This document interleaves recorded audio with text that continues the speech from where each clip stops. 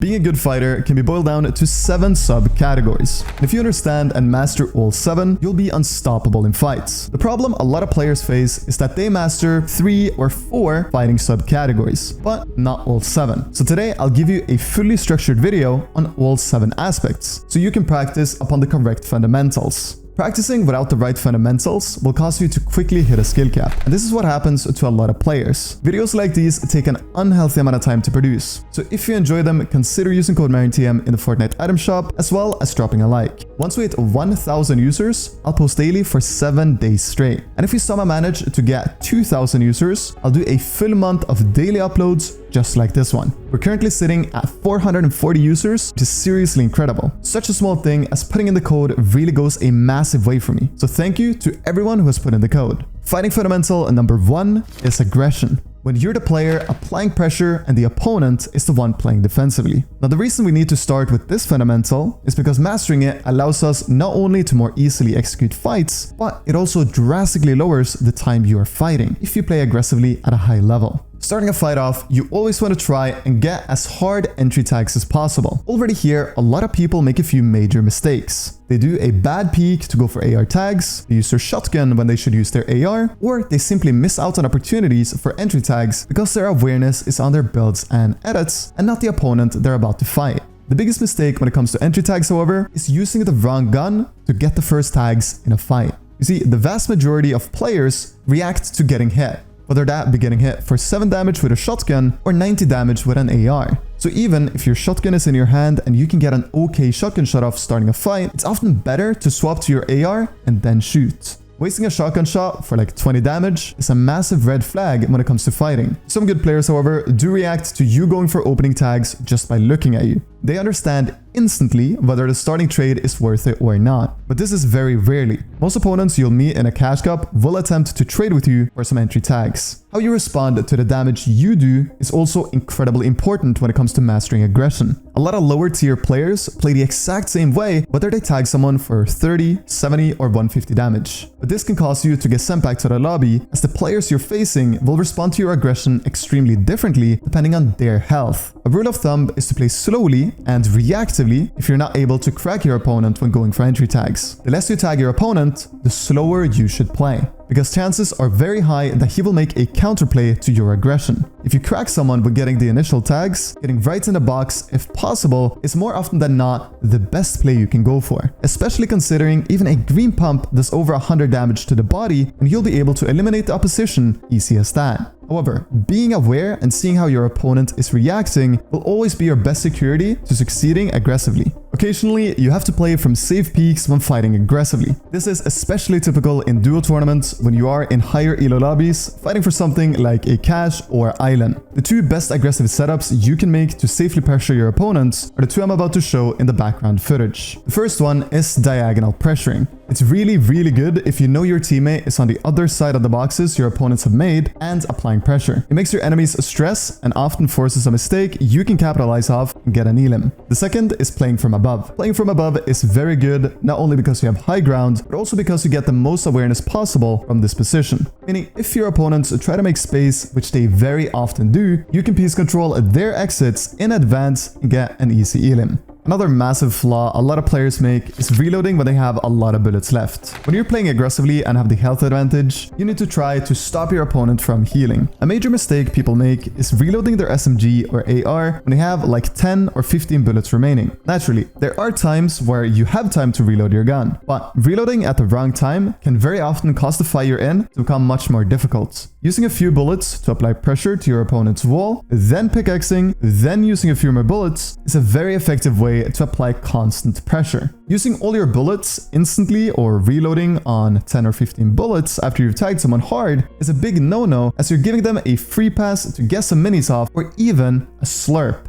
Being good at facing builds is another highly effective skill to force out mistakes in your opponents when playing aggressively. If you pickaxe a wall, break it, and get a stair or cone in the box, your opponent will most likely make a move, make more space, or simply drop down. If you're able to have high tier awareness to the point where you can capitalize off his reaction to you facing builds, you'll be a successful fighter. This tip is especially important for my high ping viewers, as taking walls is nearly impossible for players on high ping. but facing builds works even on 150 ms. Piece control and facing builds go hand in hand when it comes to playing aggressively, but more on that later. Moving on, we need to talk about playing defensively. Now, a lot of you guys watching are probably already pretty good at being defensive because a lot of players seem to be. But in order for us to improve and master the fundamental, we need to ask the question, what exactly is it that makes a good defensive fighter? The answer is quite simple. Being able to take the opportunities you're given. Not taking the chances when they're given to you is something I see in a lot of players who aren't at a particularly high level. Naturally, it can be very, very difficult to know what is a good, bad, and a great opportunity. So I'll try my best to explain how to notice good opportunities when fighting defensively.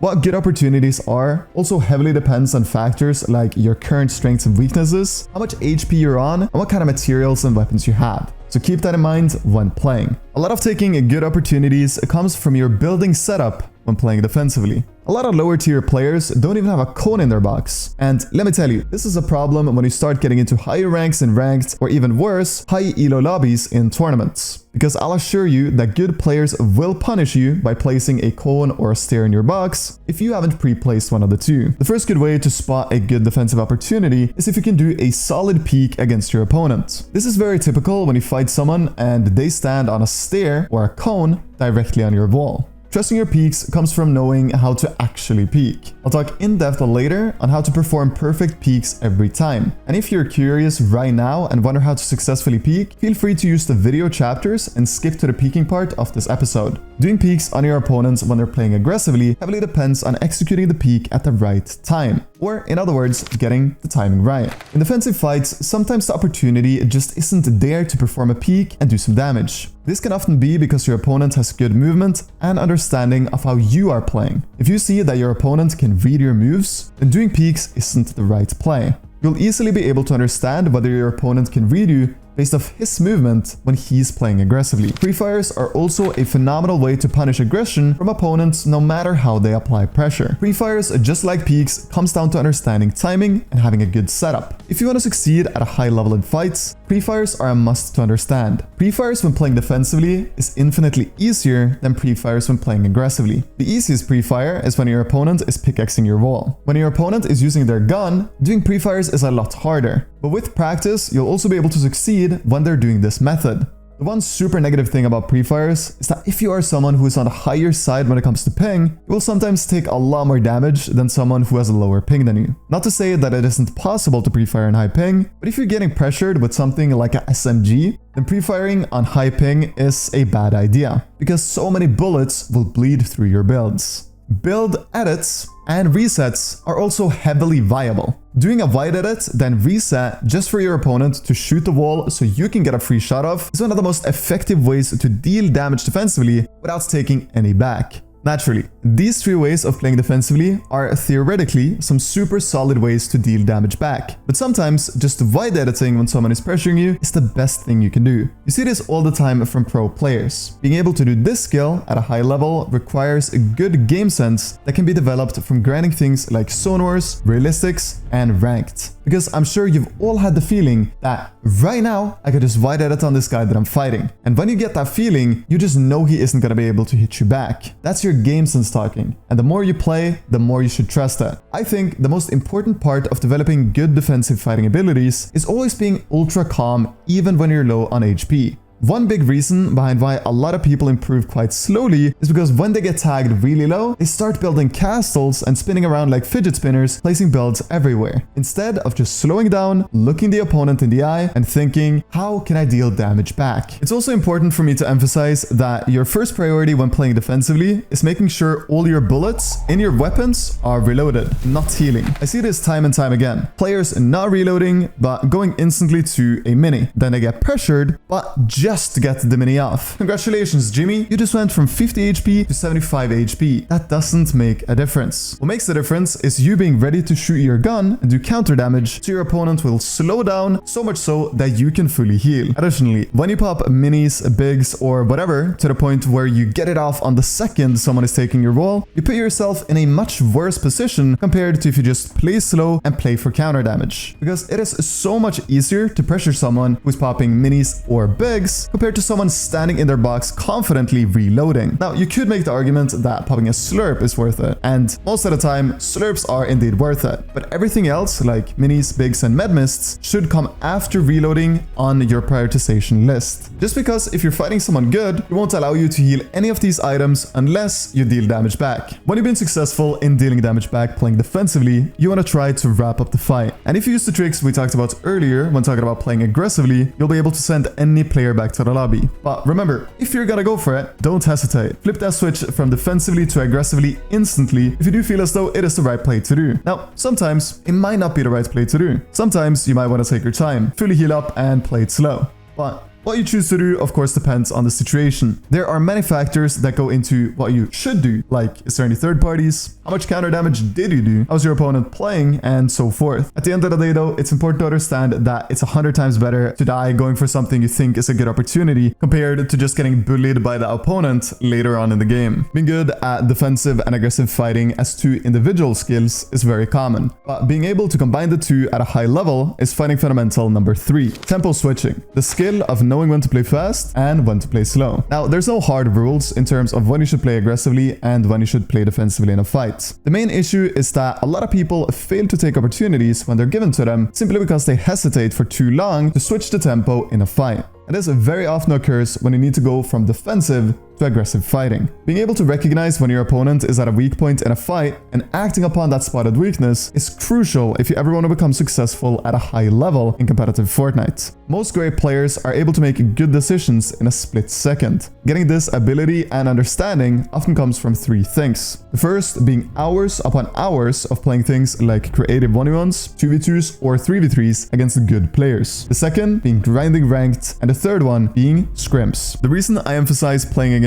good players in creative is because if you only play against players who are at a pretty low level, you'll get away with making a lot of mistakes. Simply because they're not good enough to punish you for the mistakes other players at a higher level easily would have. Sure, playing against sweaty players might not be as fun as playing against your IRL friends who you can beat quite easily. But if becoming the best player you can possibly be is on your to-do list, then you need to try and find good players to grind with. And I'm not saying you need to get in a friend group with tier 1 or tier 2 pros, but find someone else who is passionate about improving and grind and learn together with them. This way you'll become infinitely better than if you just grind on your own, or play with someone who doesn't take the game seriously at all. Next up, we have fighting fundamental number 4, and that is of course mechanics. With mechanics, I mean building, editing, and movement. I know a lot of you guys watching already more or less have the needed fundamentals in terms of mechanics. 90% of you guys sitting at home watching this video have good enough building and editing speed to succeed at a high level in tournaments. But sadly, good mechanics isn't the speed of your builds and edits. Thinking that good mechanics are fast builds and edits is the biggest misconception in the Fortnite community. Great mechanics is being able to build and edit at a very consistent rate whilst continuously having awareness over your opponent, ready to punish any mistake he makes. That is good mechanics. Sadly, most Fortnite talents don't understand this simple fact. And whenever I watch mechanically gifted masterminds play that honestly should succeed, the common reason behind why they don't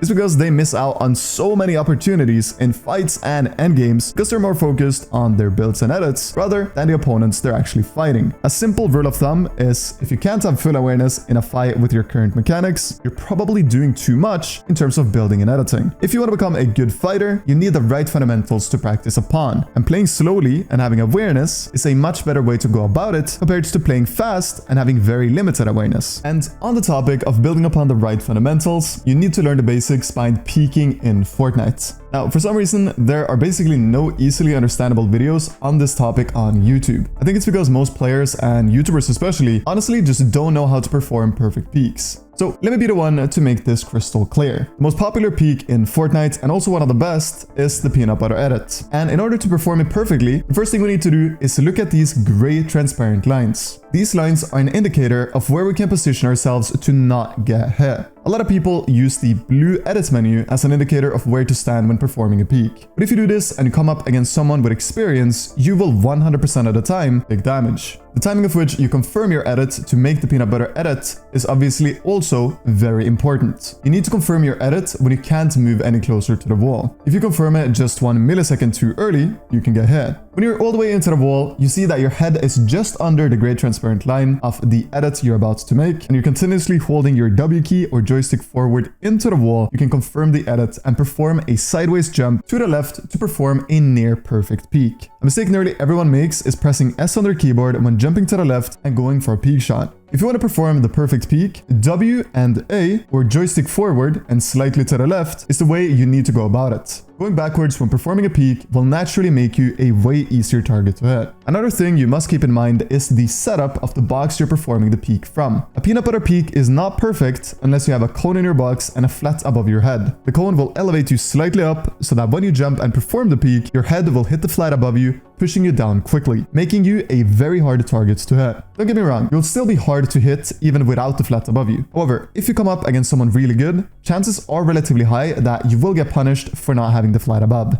All the same fundamentals can be used for window peeks. Window peeks are some of the most underrated peeks in the game if done correctly. Let me walk you through a perfect window peek. You begin by having a box with a cone in it. Then, before you edit your wall, you look at the gray transparent lines of the window you're about to edit, whether that be the left, middle, or right window. When you see that your character is fully protected behind the peek, you confirm the edit. The movement showcased in slow motion in the background footage is called sidestepping. It's a rightwards movement cancelled by a crouch and a leftwards sidestep to get behind cover yet again. Getting a shot after doing this movement will, for most of you, be very difficult in the start. But if you can slowly but surely practice this edit and movement in creative, trust me, your fighting long term will become so much more consistent. Performing the peanut butter peek or window peek is of course also doable when you're further behind in the box. When you're further behind in the box, you need to be comfortable holding your A button or your joystick all the way to the left so that you're hugging the wall. I see a lot of players doing peeks where they stand just barely to the left of the middle of the cone in their box and doing a peanut butter and get traded for 100 plus damage because of their terrible movement and positioning before performing the peek. Now, don't get me wrong, whether you get traded or not naturally depends on your opponent's position on your wall. But regardless, you should practice upon the right fundamentals and start learning to hug the left wall. In the start, it's going to feel unnatural and difficult, but start slowly in creative doing the showcased movement and peeks and start building that flawless muscle memory one day at a time. I also need to note that peeks when you're hugging the wall with your W button are better than peeks from far behind in your box. Not only are you harder to hit, but you'll also be able to deal way more damage when you're holding W and performing a right hand peek. If you understand the mechanics behind perfect peeks, becoming a top tier piece control player can very easily be done. Now, the type of piece control I'm going to focus on is protected piece control, where there's a 0% chance of you getting hit. Or, in other words, fundamental number 6. Piecing up opponents can of course also be done with wide edits, and that's a very good way to piece someone if they're not aware. There's no point in setting up a perfect peek and piece controlling from behind it if your opponent isn't even looking at you. But that kind of piece control is the kind that absolutely everyone knows, whereas perfect piece is not. The principles of perfect piece control are very much the same as perfect peeks. Before doing an edit, you look at the gray transparent lines. Make sure you're protected behind your edit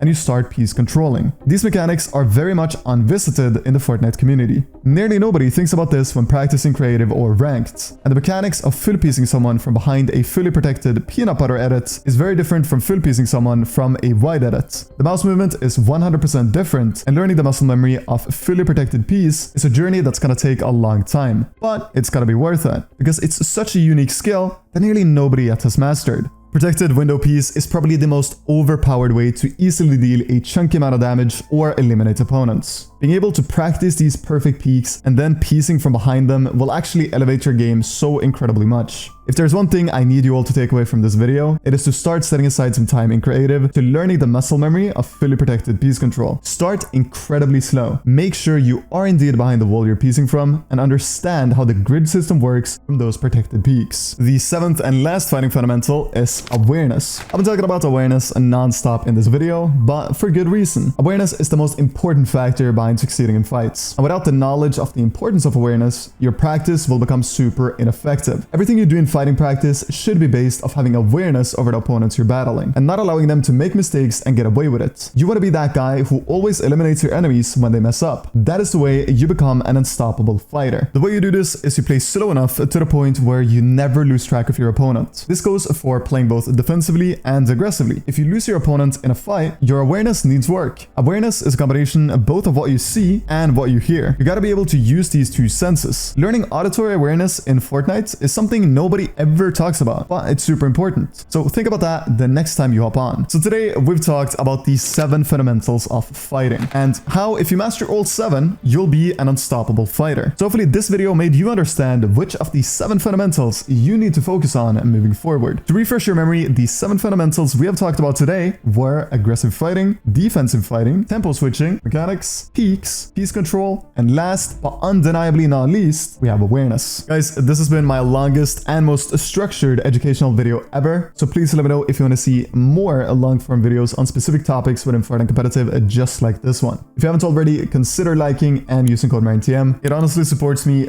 way more than you guys might think, but other than that, I think it's time to wrap up this 20-minute video. Thank you all for watching. I appreciate each and every one of you, and I'll of course see you very, very soon.